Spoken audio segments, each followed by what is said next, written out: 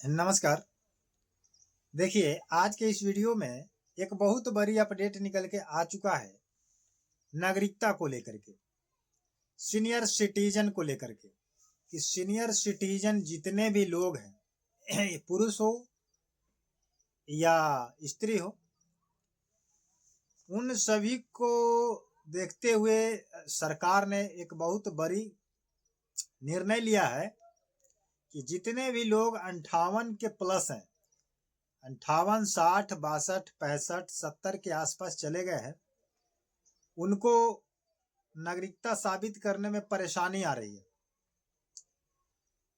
क्योंकि जो सरकार ने आदेश लगाई है उसको देखते हुए बताया गया कि सरकार अब आपका आधार कार्ड मान्य नहीं कर रही है। तो सभी लोगों को जन्म प्रमाण पत्र बनाने के लिए और पासपोर्ट बनाने के लिए और निवास बनाने के लिए कार्यालय में या सीएससी केंद्र पर इतना ना भीड़ भाड़ हो रहा है। इसको देखते हुए क्योंकि जो 60 के प्लस वृद्ध अवस्था में हो चुके हैं उनको परेशानी होगा।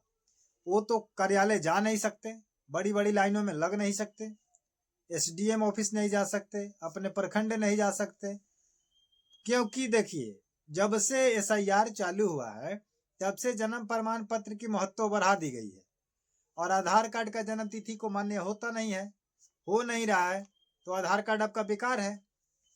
लेकिन इसी में राहत देते हुए ये बताया गया है कि जो 50 के नीचे हैं वो अपना बर्थ सर्टिफिकेट बना सकते हैं, पासपोर्ट बना सकते हैं, मूल निवास बना सकते हैं।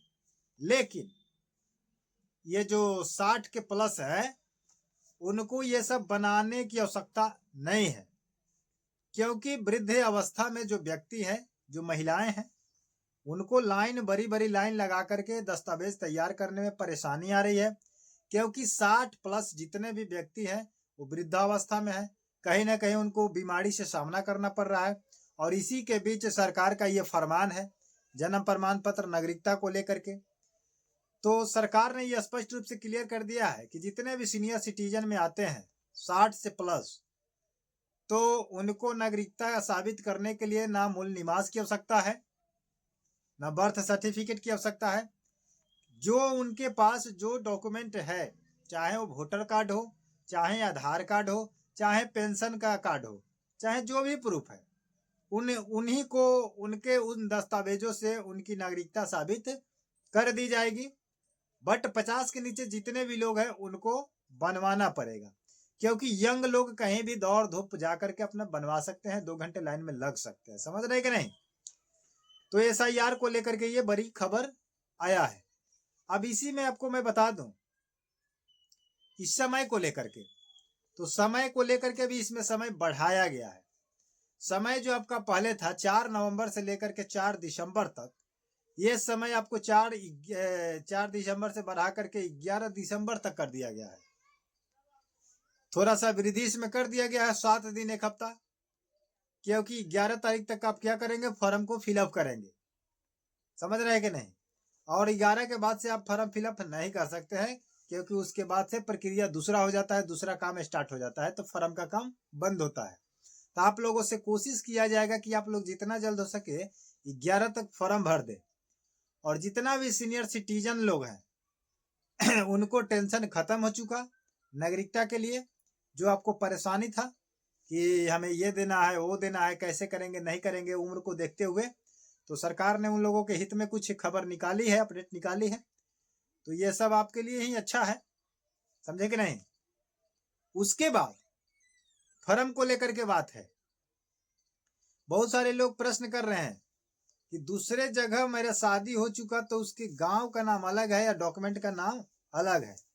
तो नाम जो पुकार नाम अलग है, तो वहां के पेपर पर कुछ अलग है और यहाँ कुछ अलग है, तो कौन सा नाम भरा जाए? तो मैं वही सजेशन आपका दूंगा जो डॉक्यूमेंट से है। क्योंकि डॉक्यूमेंट वेरीफाई होगा।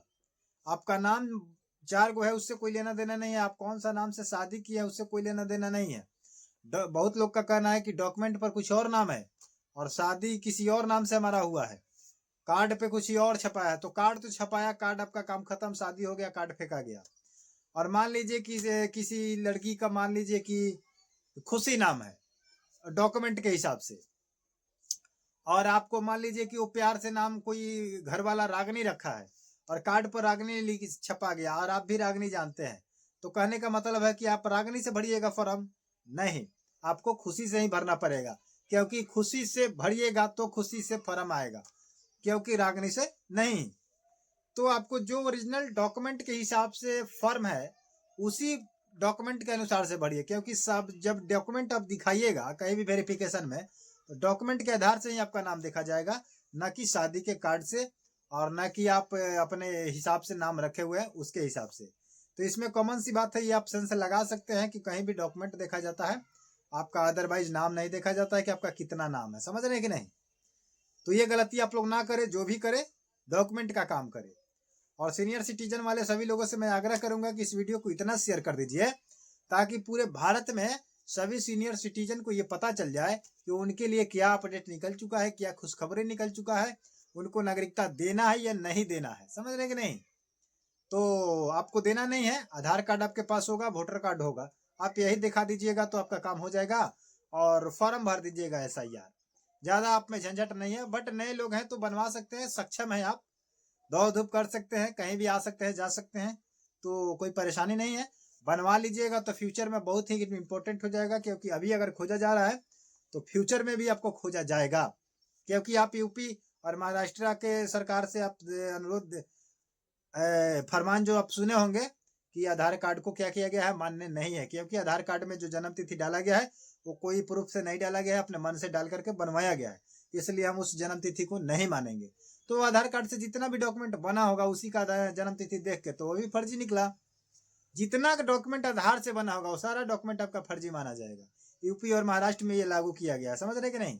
पूरे भारत में लागू है नहीं है अभी तक, अब भारत में लागू होगा तो देखा जाएगा। मिलते हैं नए वीडियो के साथ, नए अपडेट के साथ। लेकिन आप लोग क्या कहना चाहते हैं कमेंट बॉक्स में जरूर बताइएगा। हमारे चैनल को सब्सक्राइब नहीं किया तो सब्सक्राइब करके बेल आइकन को प्रेस कर लीजिएगा। जय हिंद, जय भारत।